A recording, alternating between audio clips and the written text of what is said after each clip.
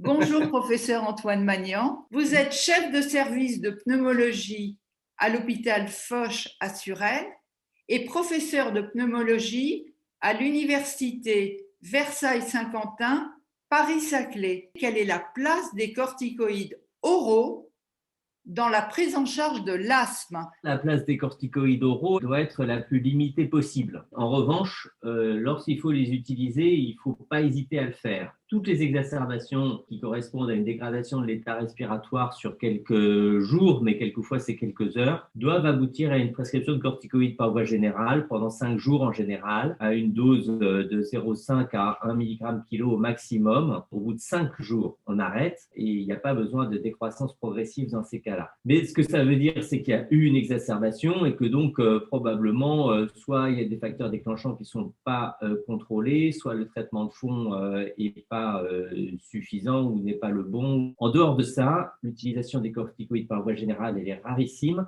Elle s'adresse aux patients les plus sévères pour lesquels on n'a pas d'alternative et chez lesquels on doit donner des corticoïdes tous les jours. Dans ces cas-là, il faut s'acharner à trouver la dose minimale efficace. Il vaut mieux se dire qu'un asthme est corticodépendant et donner une dose minimale tous les jours plutôt que de passer son temps à les arrêter et repartir parce qu'il y a une exacerbation à une cure de corticoïdes à forte dose pendant 5 jours. Mais je le rappelle, et c'est par ça que j'ai commencé, l'obsession, ça doit être d'en donner le moins possible.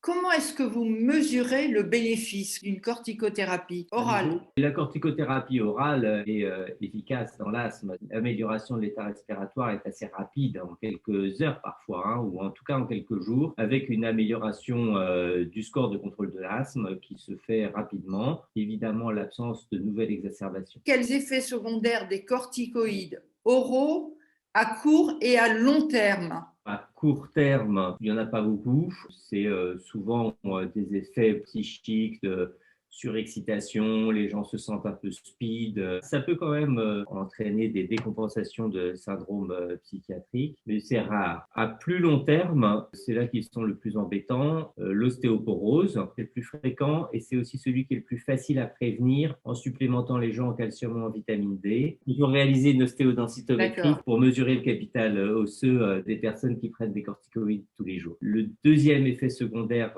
très important qu'il faut vraiment avoir à l'esprit sont les effets cardiovasculaires, vraisemblablement avec un effet sur le muscle cardiaque des corticoïdes par voie générale. Les asthmatiques très sévères qui prennent beaucoup de corticoïdes au long cours meurent d'insuffisance cardiaque ou d'accident vasculaire. Ça altère la paroi des vaisseaux et c'est un risque du coup de fragilité vasculaire. Les autres effets secondaires sont plus rares, il faut les rechercher et les contrôler. La prise de poids, le diabète, les syndromes métaboliques. C'est important de faire des bilans sanguins réguliers. Il peut y avoir des syndromes édémateux avec des rétentions sodées qui s'installent et donc le régime sans sel est requis. Alors, je vais revenir simplement à la cure courte de corticoïdes liée à une exacerbation. Pouvez-vous rassurer les parents qui sont anxieux vis-à-vis de l'usage des corticoïdes oraux? Oui, alors là, il faut être complètement rassuré. L'utilisation des corticoïdes par voie générale sur une courte période, même à forte dose, elle n'a pas d'incidence ni sur l'os, ni sur la peau, ni sur le cœur, ni sur le rein, ni sur le diabète, ni sur le poids. Il faut dédramatiser l'utilisation des corticoïdes sur quelques jours. Au contraire, il ne faut pas hésiter à les prendre parce que plus on les prend tôt et moins on a besoin d'en prendre longtemps. À l'inverse, si on s'aperçoit qu'on est obligé de faire une cure courte tous les mois, c'est qu'il y a un problème. Et donc là, il faut se reposer la question du traitement de fond et des alternatives. On ne peut pas éviter les corticoïdes qu'on donne pendant 5 jours lors d'une exacerbation. De chercher des alternatives, il n'y en a pas. La seule alternative, c'est de prévenir les exacerbations et ça, c'est le traitement de fond.